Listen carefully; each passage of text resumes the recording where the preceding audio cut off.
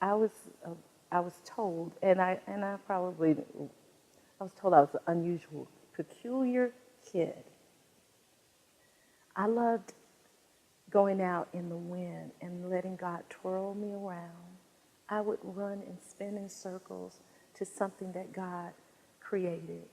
When snow would come, the first snow, I would do the same thing and go out and catch snowflakes on my tongue because it was a way of God touching me through breezes. Even when I wanted to go to the beach and get my feet, I would tell people that God was touching me through these the elements. And I know they probably looked at me and said, "Sure, kid," but that was my way of him. He saw me.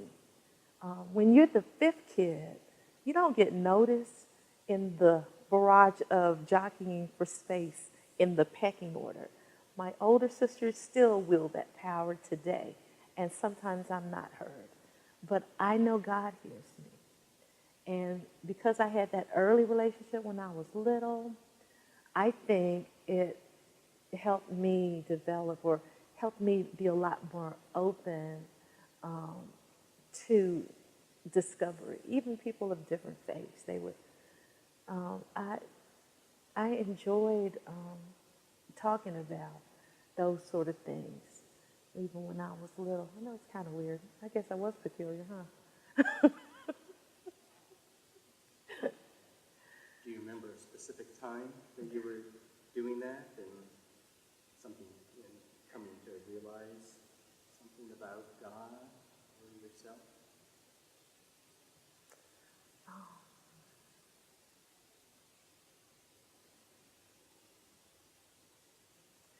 I think probably the most painful time I said would have been when no one else but God could have helped me. When when the baby that I was hoping for came too early, and I um, could feel just a sense of so much loss, and I could feel him right there with me, telling me, "I have your dear one with you." And that's another reason I said I want to go to heaven to see. I don't know if it was a girl or boy, they didn't tell me. I remember being rushed into the hospital. But all I could think about, I was having this conversation with God. God, why this? Why now? And and he said to me, "I have her." Because I wanted a little girl to call Bethany. I always loved that name. Or Charity, after my grandmother, who played piano as I do. Nobody could have healed that hole in my heart the way God did right then. It was, I know in the Psalms it says, David said, they will praise you aloud on their beds. And I remember it was probably the hardest time for me to really praise God. But he came in the room in such a way that when other people came in, they could feel him. And I guess they expected me to be inconsolable. And I was praising him just like I'm doing now, tears crying and telling, and he's just talking to me and telling me that he has me. And he gave me joy after that when my son Sean, who's 22 now, was born. Sean came out smiling and such a twinkle, a wonder in his eye, which was most unusual. The obstetrician said, or the guy that just caught him coming out, he says, "This kid is keenly aware." So I just feel like God just puts that in us. We lose our path. I think that connection, because God is life, that connection when we are born, is there. And it's, I guess, in the purest form, probably when we were born. And then as we experience different things in life, you know, we kind of take our own path sometimes, or things happen, or it depends. Some people just think they meander through, like, you know, like Forrest Gump said, like this little feather in the wind. But I guess because of the experiences I had at such an early age, I wanted to keep that connection. It kept me, he made me feel like I was something beautiful and someone that he loved. And I'm so grateful because I can feel that way whether I'm under a tree or in a grand cathedral or in the park or standing in line at the DMV, you know. He's there. I'm grateful for that connection. I guard it. I guard it. And I pray it over my children so that they'll know that God is always there. God is the reason that we are. I believe that.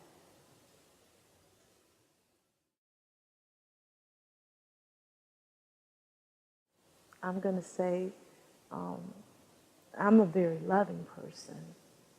I can't not love halfway. It has to be to the point that all of me is given.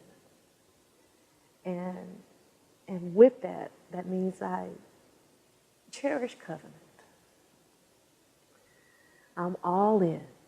When I got married, I was all in. And I wanted to honor my husband, whom I loved dearly. Even part of me, yeah, it's there, but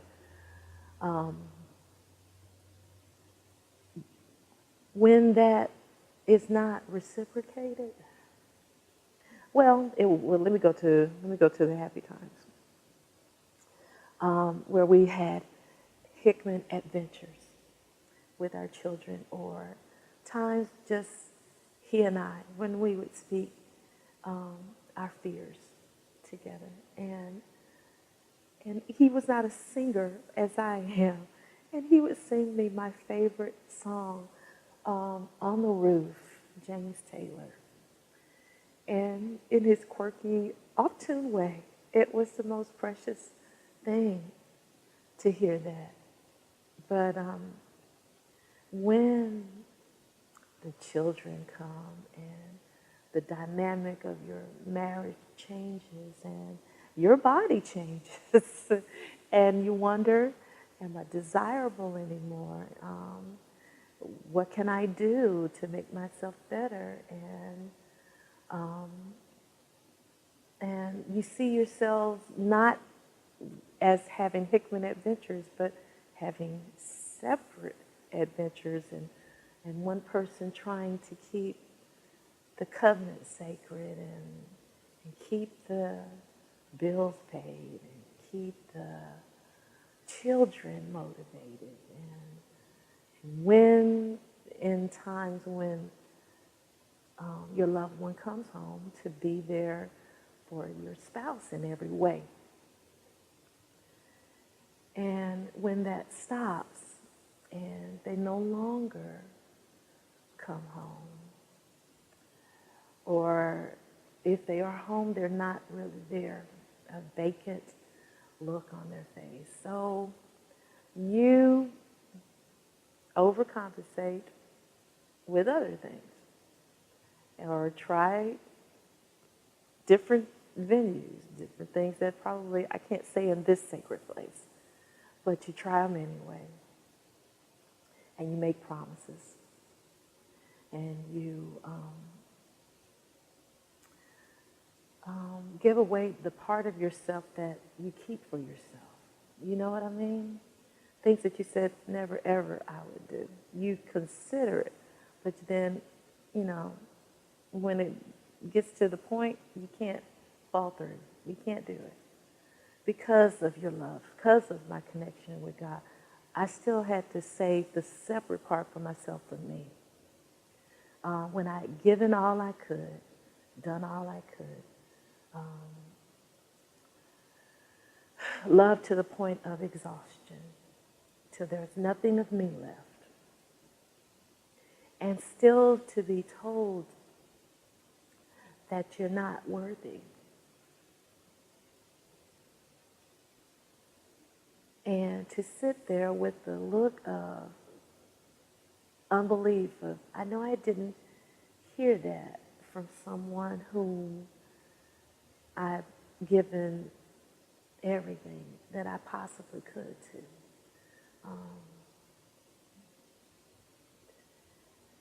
And then for it to go into perfect nothingness, I guess, for them, because they've moved on to other things and they're not really there.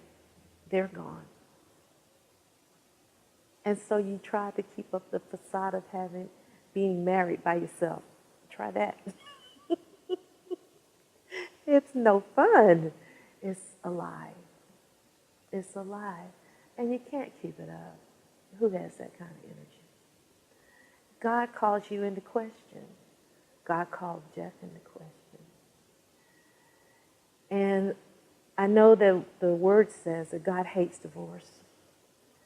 He allows it though. He did for me. And I have no idea why. But the Lord kept telling me, release him. He said he became an idol to you. He said, do you remember Josiah when he went looking for the Torah? And he made sure all of the idols were destroyed. He said, I want you to destroy this idol and see just someone whom you had covenant with. That was a tremendous life lesson for me, to lose the one whom I thought was my forever love, but to allow him to emancipate and free him, to find love or forever love if it were not with me, and to be able to trust God that in the fullness of time that he would bring a forever love to me. I feel like I have a lot more love to give to someone. And so I wait. I wait. I wait on God. And if he decides for me, I will be most overjoyed, and with lessons learned from the past, take that into my future. But if he chooses not, then I will love those whom he brings into my, into my vector. I don't know how to say it. Into my, not to my orbit, but you know what I'm saying? Into my neck of the woods. So if I'm a country girl, I'll just say that. So I'll just love all of those that he happens to bring my way, or at least to show his love so that they may be transformed as I was. Had to trust him in that, and that was tough. That was tough.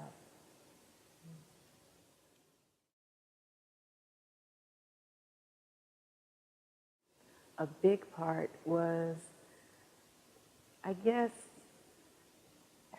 this doesn't sound corny. All right.